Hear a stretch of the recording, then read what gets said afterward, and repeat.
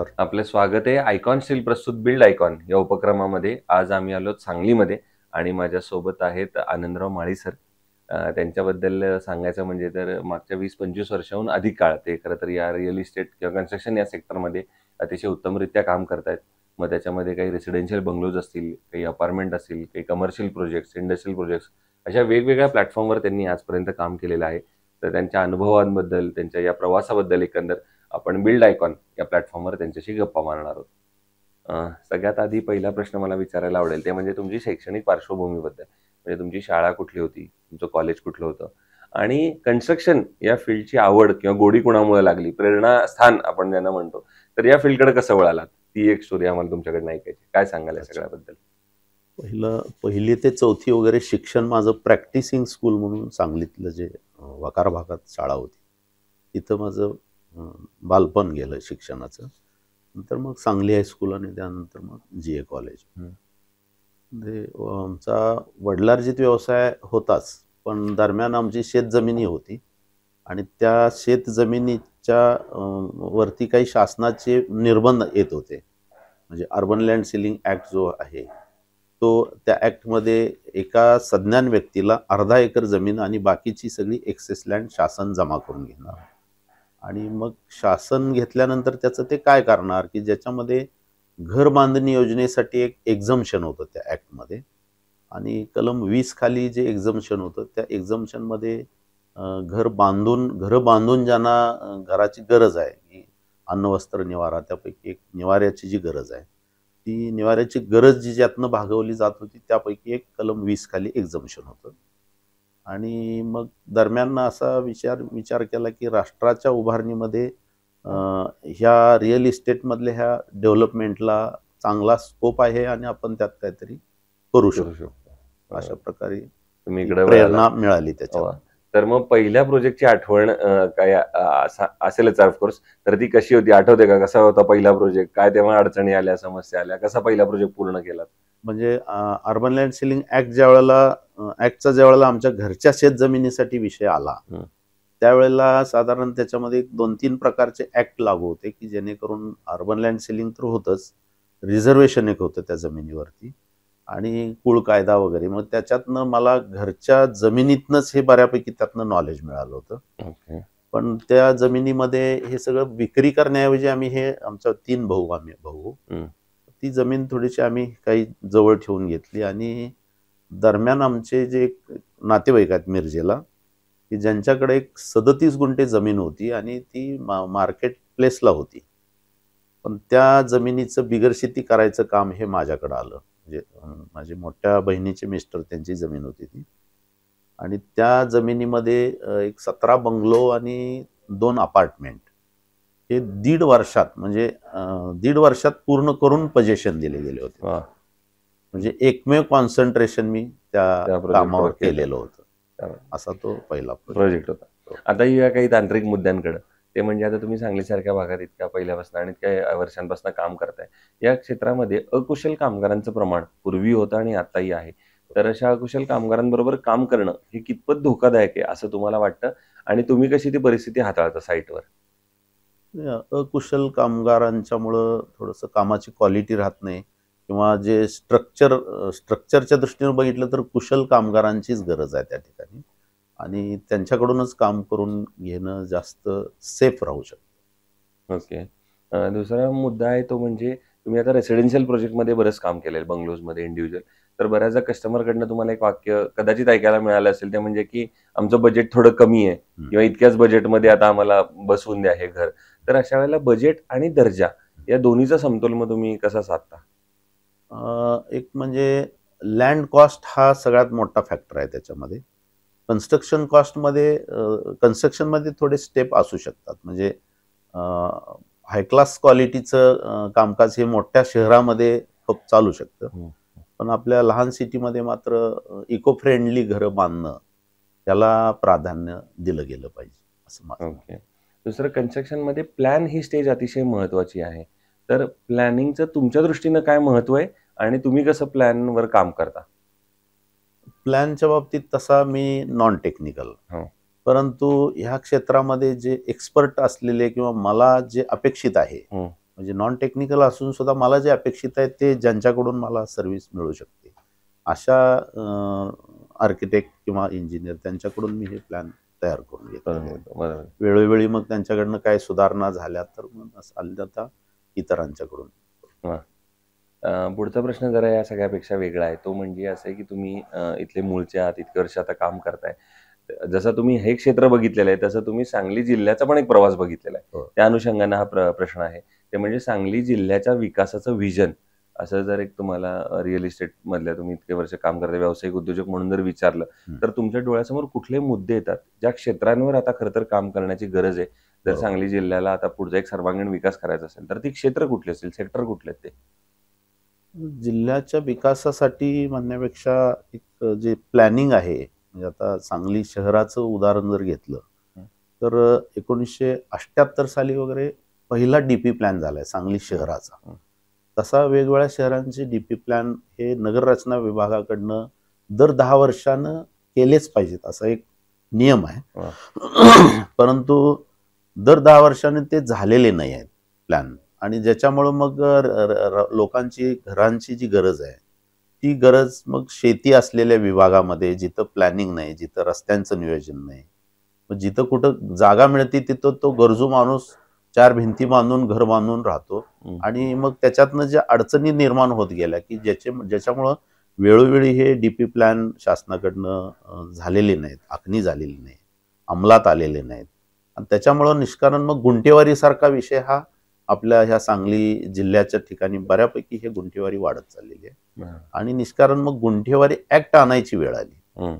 आता म्हणजे दिवसेदिवस लोकांची गरज आहे त्याप्रमाणे ऍक्ट निघत गेले, पण मूळ विषय जर प्लॅनिंगवर जर व्यवस्थित लक्ष देऊन वेळोवेळी शासनाकडनं जर ह्या गोष्टी झाल्या असत्या तर ह्या गुंठेवारी सारखे कायदे, गुंठेवारी सारख्या पळवाटा आणि निष्कारण मग असे काहीतरी त्याचं रूपांतर कायद्यात करून घेणं, बेकायदेशीर असलेल्या काही गोष्टी, अडचणीच्या काही असलेल्या गोष्टी, त्या थोड्याशा शहराचा विकास व्हायला थोडा अडथळा ठरतात. पण मग अशा वेळेला शासनाकडनं काय अपेक्षा? जसं तुम्ही एक महत्त्वाचा मुद्दा मांडलात की दर 10 वर्षांनी एकदा डीपी प्लॅन रिवाईज झाला पाहिजे, किंवा आता गुंठेवारीचा विषय आणि त्याच्यानंतर ते पुन्हा अधिकृत केलं जातात आणि मग एक प्रकारे तो जो प्लॅनिंगचा भाग आहे तो सगळा कोलमडतो. तर अशा वेळेला मग शासनानं काय पावलं उचलली पाहिजेत वेळोवेळी असं तुम्हाला वाटतं? शासनानं दर 10 वर्षाचा जो नियम आहे ना तो निदान एक 15 वर्ष 5-10 वर्ष मागं पुढे झालं तरी हरकत नाही. परंतु 78 सालापासून आज जवळजवळ 2025 आहे. तर पहिला जो नगरपालिकेचा प्लॅन झाला ना त्याच्यानंतर महानगरपालिकेचा प्लॅन सुद्धा 25 वर्ष गेलेली आहेत आणि अजूनही त्याचा डीपी प्लॅनचा नकाशा अजून हातात पडलेला नाही.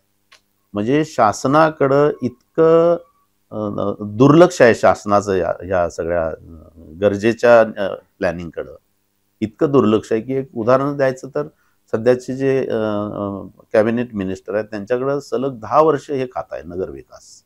आता बोलायची मर्यादा आहे, परंतु वस्तुस्थिती तीच आहे की गेल्या 10 वर्षात जर सांगलीच्या डीपी प्लॅनची एकच फाईल एकाच व्यक्तीकडं, मिनिस्टरकडं जी पडून आहे की ज्यांनी तिथं बिलकुल लक्ष दिलेलं नाही. आम्ही फॉलोअप करतोय, महापालिका फॉलोअप करते, आयुक्त फॉलोअप करतात, आम्ही क्रेडाईच्या माध्यमातून फॉलोअप करतोय, पण एक सिंपल गोष्ट आहे पण ती सुद्धा 25 वर्ष झाली पडलेली आहे. बरोबर. दुसरं, आता तुम्ही इतके वर्ष या क्षेत्रात काम केल्यानंतर या क्षेत्रात जे आता इंजिनियर आणि आर्किटेक्ट येत आहेत तर त्यांना तुम्ही एक सिनियर म्हणून, एक अनुभवी म्हणून काय गुरुमंत्र द्याल किंवा यशाचा काय मंत्र द्याल? तो ऐकायचा आहे तुमच्याकडनं. या क्षेत्रात ज्यांचं पहिलं पाऊल आहे आता त्यांना. शिक्षण हा भाग एक महत्वाचाच आहे, पण त्याच्याच बरोबर प्रॅक्टिकली कामकाजात लक्ष असणं. म्हणजे त्याच्यामुळं मग कसं सांगली शहरासारख्या ठिकाणचे विषय वेगळे आहेत, ग्रामीण भागातले विषय वेगळे आहेत, त्या दृष्टीनं थोडंसं त्यांनी लक्ष केंद्रित केलं पाहिजे. बरोबर. आज जर एवढे शेकडो प्रोजेक्ट केल्यानंतर जर एकच प्रोजेक्टची आठवण अशी आम्हाला हवी आहे की जो तुमचा आयकॉनिक प्रोजेक्ट होता किंवा जो प्रोजेक्ट तुमची ओळख बनला, तर त्या प्रोजेक्ट बद्दल पण ऐकायचं आहे. म्हणजे तो प्रोजेक्ट म्हणजे माझा श्रीराम बंगलो नावाचा प्रोजेक्ट, की ज्याच्यामध्ये घरातल्या आमच्या काही भावंडांनी वगैरे, आणि त्यांनी थोडंसं मला पूर्णपणे असं बाजूला, म्हणजे ह्याला काही कळत नाही वगैरे वगैरे अशा स्वरूपात ते जे काय वातावरण निर्माण झालं आणि आजूबाजूला पूर्णपणे वाळवंट झालं. आणि जिथं एकमेव एकच सोर्स होता की आता ती 25 वर्ष कोर्ट मॅटर असलेली जी जमीन होती 37 गुंठे, माझ्या बहिणीची मिस्टरांची जमीन मिरजेची.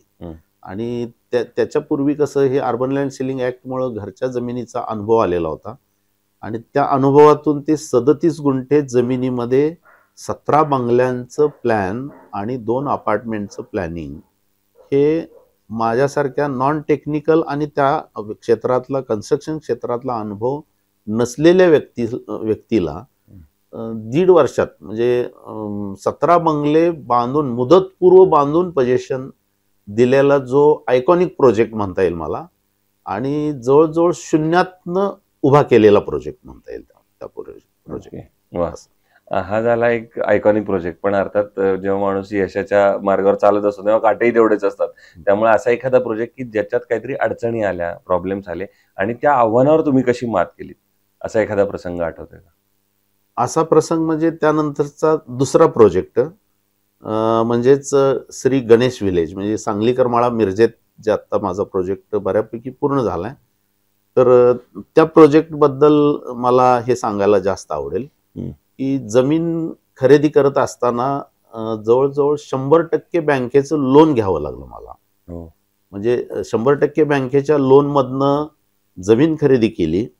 पण ज्या जमिनीमध्ये काही लिटिगेशन्स होते आणि जमीन विकणाऱ्यानं काय केलं की लिटिगेशन सह माझ्या गळ्यात मारली जमीन. आणि मी काय जरा होतकरू असल्यामुळं, चांगलं लोकेशन होतं, गणपतीचं मंदिर आणि आजूबाजूचा परिसर, एक म्हणजे चांगला प्रोजेक्ट इथं होऊ शकतो ही जी खात्री होती मला.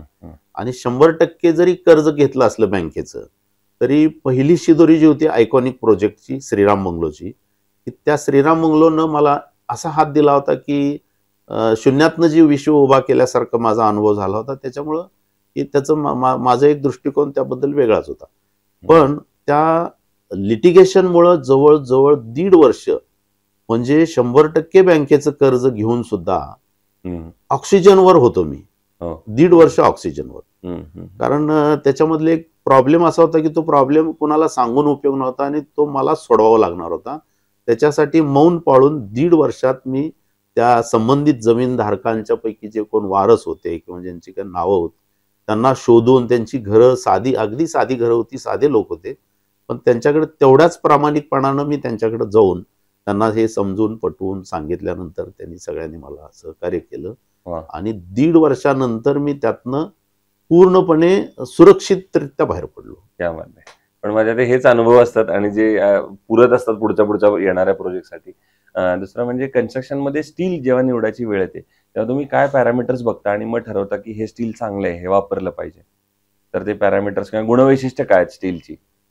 आता स्टील म्हणजे गंज लागण्याचा पहिला विषय असतो आणि स्ट्रक्चरल कन्स्ट्रक्शन मध्ये स्टील म्हणजे चांगल्या क्वालिटीचं स्टील असणं हे अत्यंत महत्त्वाची गोष्ट आहे की ज्याच्यामध्ये मग त्याची डक्टिलिटी किंवा त्याची स्ट्रेंथ किंवा त्याचा लवचिकपणा अशा काही गोष्टी, आणि शिवाय गंजरोधक दृष्टीनं त्याचे जे काय वरचं कोटिंग आहे, ह्या काही टेक्निकल गोष्टी ज्या कंपनीच्या चांगल्या आहेत की ज्याच्यामध्ये मला वाटतं आयकॉन स्टीलच्या बाबतीत हे मी अनुभवलेलं आहे आणि मी सध्या वापरतोय. मग तुम्ही आयकॉन बद्दल तर सांगितलंच, त्यांच्या सर्व्हिस बद्दल काही सांगू शकता का की कशी आहे, तुम्हाला कशी वाटते? सर्व्हिस सुद्धा चांगली आहे तशी. म्हणजे आम्हाला ज्या वेळेला स्टीलची रिक्वायरमेंट लागती त्यावेळेला आता आमचे जे डीलर आहेत तिथले श्रीकांत पाटील साहेब, त्यांना फक्त आमची ऑर्डर द्यायचा अवकाश, त्यांनी तिकडे कंपनीला ऑर्डर दिली की मर्यादित वेळेत आमच्याकडे स्टील साईटवर पोहोचलेलं.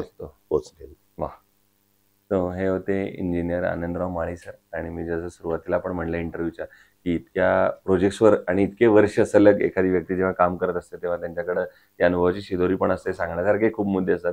पण वेळेची मर्यादा असून सुद्धा तुम्ही फार महत्त्वाच्या शब्दांमध्ये आणि मोजक्या शब्दांमध्ये आपला सगळा प्रवास सांगितला, त्याबद्दल आपले मनापासून आभार. आणि येणाऱ्या काळात सुद्धा असेच आयकॉनिक प्रोजेक्ट तुमच्या हातून घडावेत याच आयकॉन स्टील तर्फे मनपूर्वक शुभेच्छा.